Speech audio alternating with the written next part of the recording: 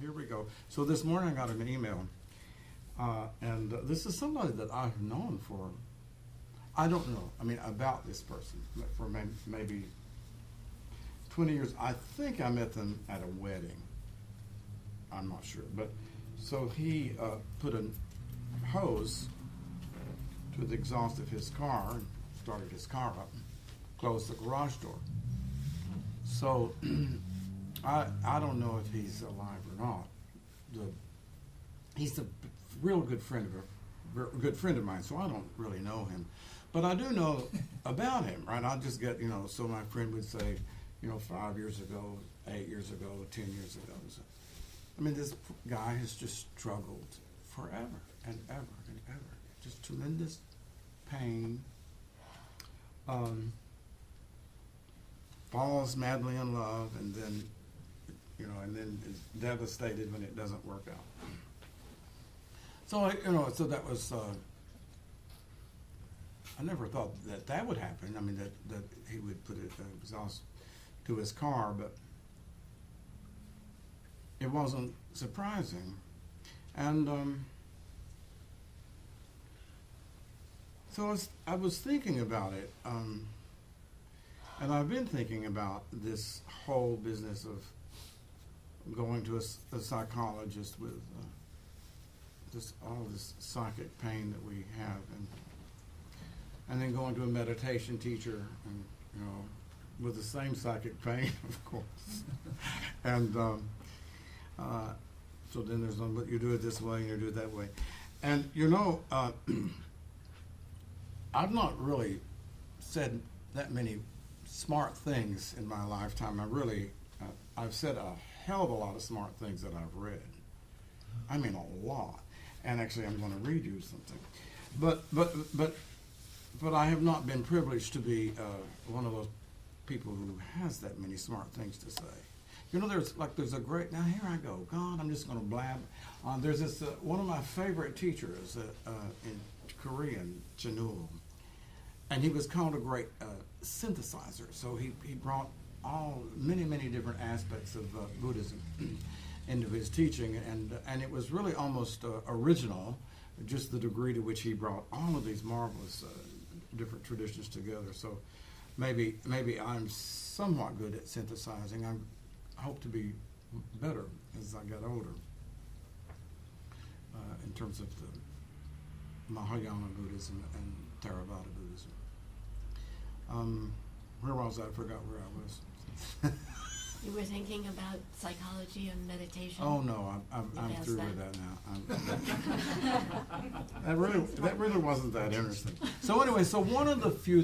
Here's one that I said. Here's a Byrdism. Okay, life tends to accentuate all tendencies.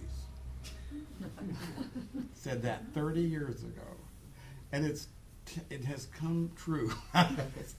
So so if a tree it goes this way, the wind blows, it just continues to go. So without doing inner work, I've got some bad news for you. Life will accentuate all of your tendencies. And then with inner work, maybe we will work against the wind that blows us in a certain direction. But that wasn't the smart thing. So the smart thing that I said a long time ago came from a dream my friend Sally in New York had. She was in analysis with a great Jungian analyst, and so was I, but a different one. She had this dream one night. I don't think there was a bear in it. It's a long. I wrote about it a long time ago, but I don't remember now. But in her dream, she saw Mr. Jung, Mr. Carl Jung. She saw him. And she said... A little louder? What? A little louder? Oh, yeah, well, where's my microphone? I'm sorry. So in her dream, she said, she saw Mr. Jung in her dream, and she said, will I ever grow up? Now, she and I had been talking about this for a long time. We had been very fascinated with this idea of growing up. Was a little bit, for me, Well, number one, it was extremely important because I wasn't grown up. And at some point in my life, it became really interesting to me, the idea of growing up. Some of you heard my story ad nauseum, and that's, and that's in this little poem. But but certainly, I went away from the United States when I was 36, and went to Crete because I had become quite aware that I wasn't growing up, and it was a very disturbing fact. And I had realized at one point that I was not going to grow up, that something really dramatic had to happen. So I decided the only thing that I could do, because I didn't know what to do, so I just decided to blow my life up. So I gave everything away, everything that I had except my dog Willie. Well, I gave him away. I took him to Tennessee, and I went away, and I went to Crete and went to India, and it actually did sort of blow up my world and started some process. But so I'm saying, so go now. A few years later, I'm in New York, and my friend Sally had that dream. Mr. Jung, will I ever grow up? Are you going to cough this whole time, ma'am? I'm so sorry. What is your name? Cougher. This is my friend Lynn, who is here from Florida. And is very sorry. Oh, please. Just don't give us any germs. Okay. But the truth is, if you want them, you'll take them. We will. Where was I? So anyway, so he had this dream, and so he says, yes. Yes. She would grow up. So now this is like the same time that I have started Vipassana study, and so I've been going to the insight meditations in the 80s.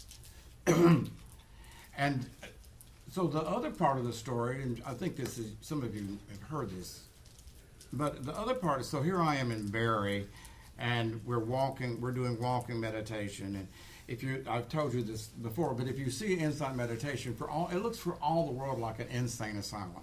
I mean, it's this huge mansion with big columns, white columns in the front. It's in the middle of nowhere, right? So you're driving by the little country road, and there's this imposing thing. You think, wonder why they don't have fence around that place.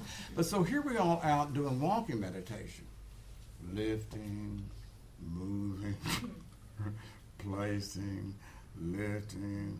Now, can you imagine what that looks like out in the front yard with a car driving by? I mean, you hear all of these. So there was this wonderful teacher, Achan Cha, who taught the 3-month retreat.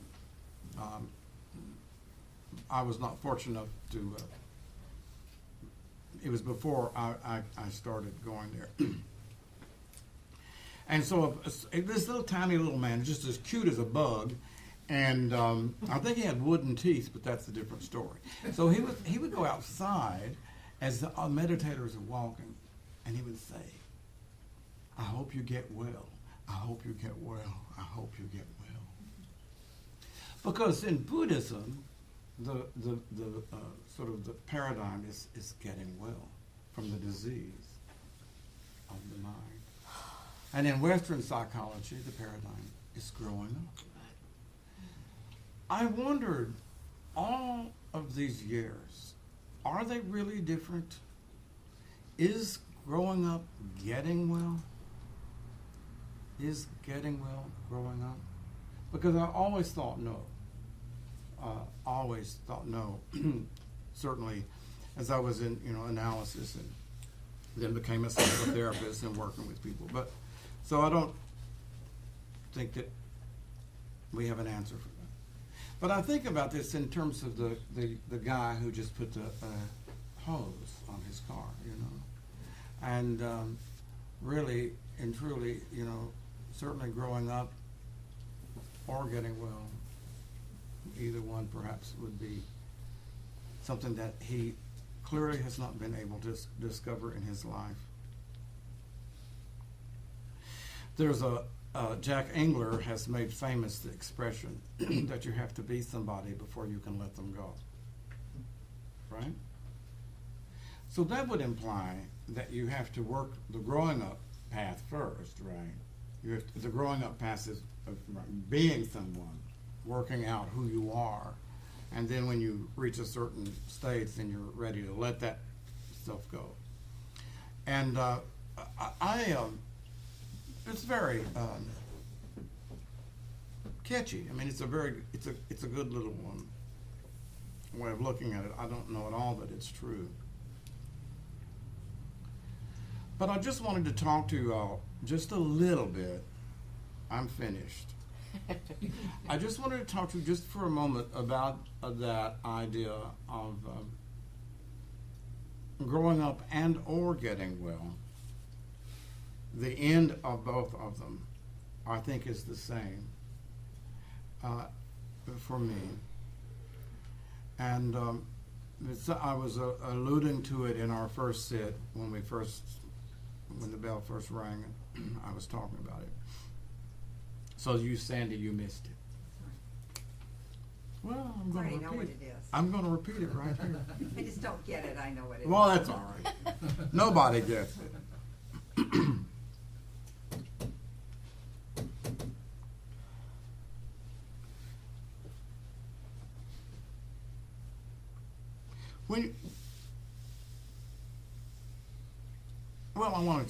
I want to start with this little story.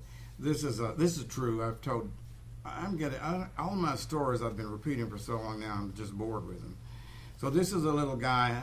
His name is Mikey, and he lives in Tennessee, and he's getting ready to go to kindergarten for the first time. This is a true story, and he's just terrified, just absolutely terrified. Doesn't want to, and he's crying, and his grandfather is talking to him. His grandfather is someone that I knew, and his grandfather says, "Why are you so?" He says, "Mikey, you're going to have a wonderful time. You're going to love kindergarten, just like Andrew did. You're going to love kindergarten. It's going to be really great." And Mikey says, "No, I won't. It's going to be awful." And his grandfather says, "Why?" He says, "Well, they're going to count." Tears coming down his eyes. They're going to count. And his grandfather says, "But you've been doing that so well now for the past year." He says, "You can count all the way up 1, can't you?" And he said, "Yes." And he says, "How far can you count?" He says, 20. And his grandfather says, "So you're going to do well." And he put his arms like this, and he was crying. He says, "But what if they do more than 20?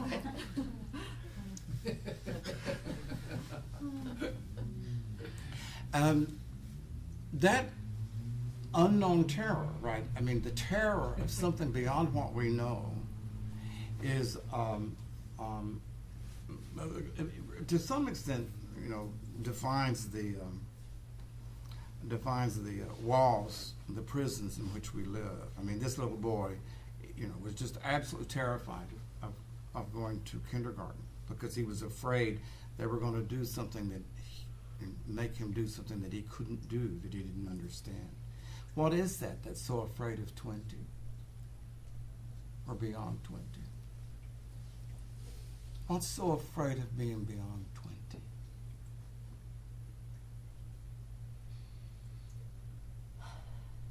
It's me.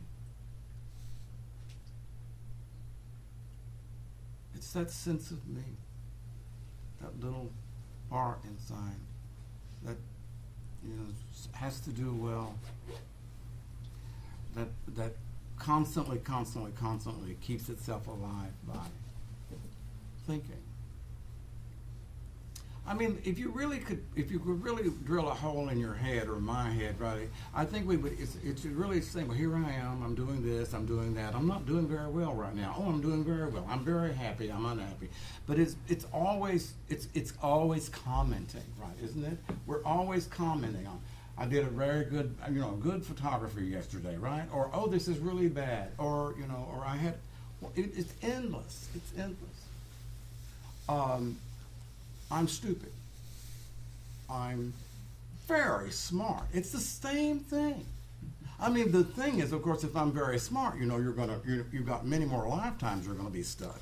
I mean, if you think you're stupid, you may be forced to go to learn meditation. That's the problem with good karma. Good karma has a real downside. It does. It really does. I mean, most of us are here, because of very good karma, and also in this present lifetime, we've got some problems, or you wouldn't be here. So,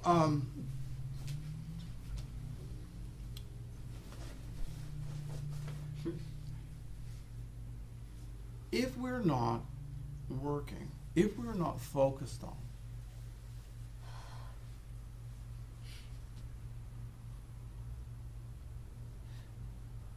I don't know exactly how to say this. If we're not focused on and or aspiring to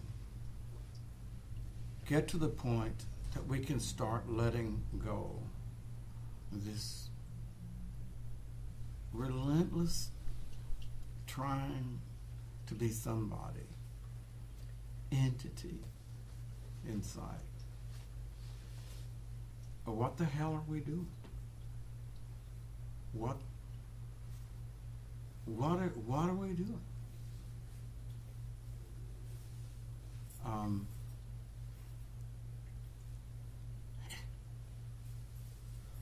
This driving here, I got my little fruit tart or tort, and I was thinking of the little prayer that I said when I was a child. Now I lay me down to sleep. I pray the Lord my soul to keep. If I should die before I wake, I pray the Lord my soul to take. And it's just, and I've had this thought. I mean, this is just, I do this. I think of it lots of times. It tickles me. Because I thought, the prayer, it really should be, now I lay me down to sleep. I pray the Lord my soul to keep. If I should wake before I die, for God's sakes. I mean,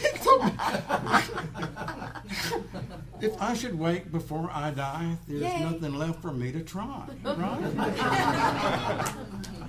Isn't that true? I mean, but it's so obvious. If I should die before I wake, I mean, that means I've got to do it again. And again, and again, and again. But if I should wake before I die, oh my.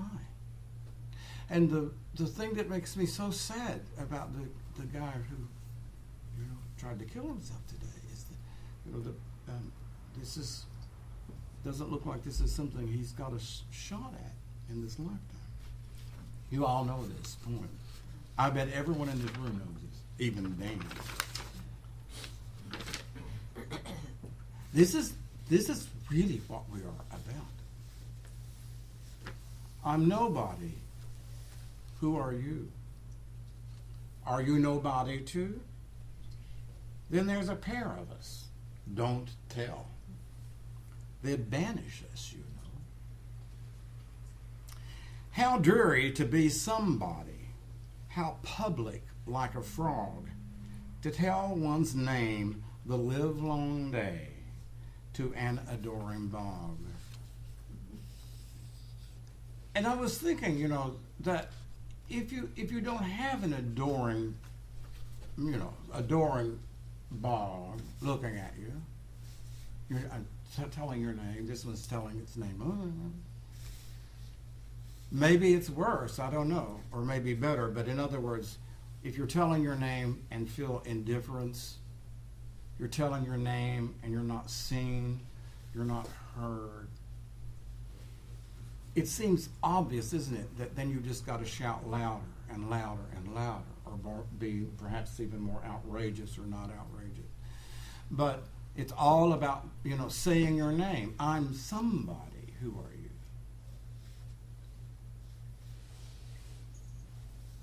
I'm Brad. I'm Lynn. I'm Victor. I'm Rosa Maria. Buddhism, and I think growing up, is about letting go of being somebody.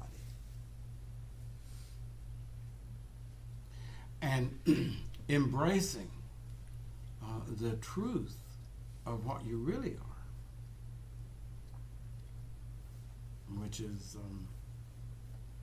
has never ever been put into words. No one has ever put it into words. not the greatest teacher.